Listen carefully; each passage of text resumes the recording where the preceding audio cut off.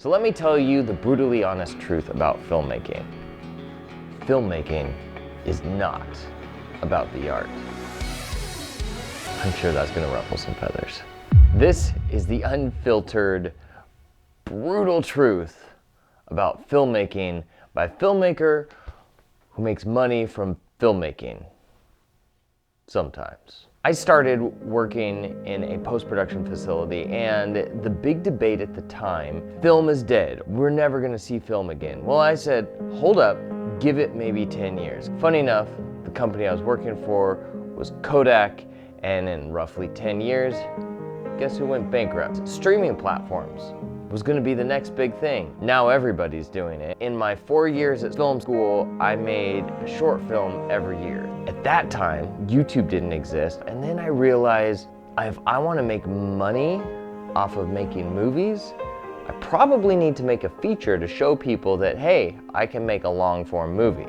From that came the movie Bounty. You can watch it here on this channel, and that movie got me work editing. And then I got into TV production assistant, and then into editorial department, editing for TV and film by way of assistant editing. You're working in TV and film, your days go from like 10 to like 15, 18-hour days. There was one job I worked where I think I worked 101 hours in 1 week. That was production. In post-production, I worked maybe 97 hours in 1 week.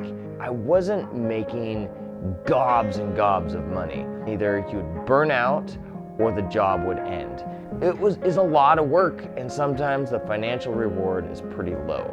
But from that, you sometimes can get some work, which is how I got to the next movie. Another low budget, but it gave me the opportunity to work with people like Michael Madsen. The next thing I knew, I was back at editing, back at the grind, and my career did not launch the way that I thought it would. So let me tell you the brutally honest truth about filmmaking. It's really hard to make money making movies. And let me tell you how I failed in my initial attempts at making movies. Is when my first movie was done, I found a distributor, and I didn't have a movie ready to go. But I just sold a Western, and then I tried to switch to another genre, when I probably should have had another Western that could have been made for less money, and maybe I would have had money to make another one, and then go from there and do another one. If you've got a movie that gets released, a distributor or someone picks it up,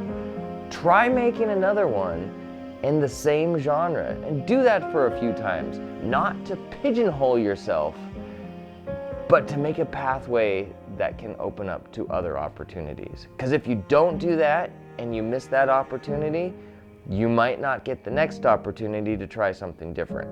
Don't spend credit card money to make a movie. The solution is to lower the budget so you spend less. Pro tip for you. And one of those things that helps you spend less is having the proper resources. I happen to have some resources for you. One is the Budgeter 2. It's the budgeting template that I use to budget all of my movies, my commercial projects. It's very detailed.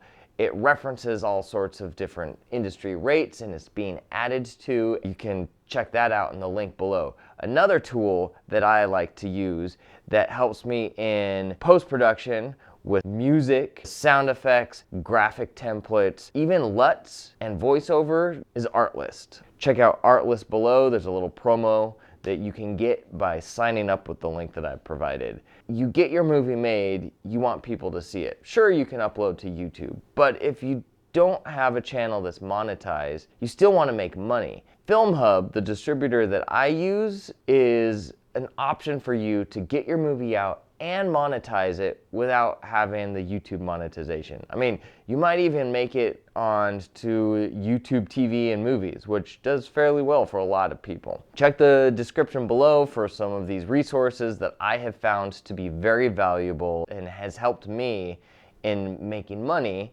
and paying bills as a filmmaker. People say, don't be a sellout. It's a complete myth. Selling out just means that you have had funds or you are getting paid to do what you love. And if you can get paid to do what you love, you're no longer thinking about how you're going to pay for stuff, but you can now think about how you're going to create art.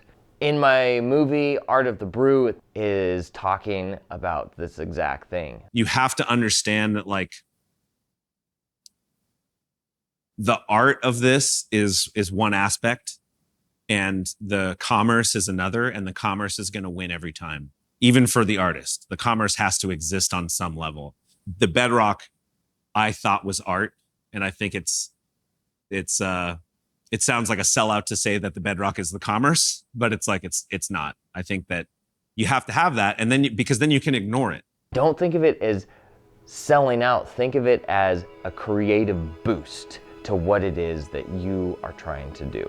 The time is now to make a movie. Now is the time. You could basically make a movie for nearly nothing. For example, Art of the Brew, production all-in cost for that was less than $500. That's not a lot of money, and it's a 47-minute documentary. You could do it with a phone. There's no excuses. The financial bar of entry is so low that money is no longer an excuse. I have this dream of making an artist's first movie studio, trying to implement some of the ideas and structures into my own production company. The artist's first idea is that everyone involved in the process would be able to share in the success of the project. So people as low as a production assistant, those individuals should be able to participate in the success of the film. The editors being one, we put so much time and effort into crafting the story. Nearly the last writer, we do the last rewrite of the movie, and sometimes we'll craft it in a directorial style. The editors oftentimes do not get any residuals, no back end, no sharing in the success of the project. I don't feel that's right, and that's something I want to change. When I say movie studio, it goes beyond just artist participation. There's people that have stories that should be told, and they should be the ones that tell it. Artist's first movie studio, and the kicker that I think would be great is I'd love to make it fan-owned. I believe that this is the start of a new revolution of movie studios that are going to come out. I've been thinking about this idea forever, and my butt was kicked into gear when Robert Rodriguez announced his with Brass Knuckle Films, and then Eli Roth, and then there's Legion M. Now is the start of that, and we're gonna see a lot more going forward. So hopefully I'll have mine figured out soon.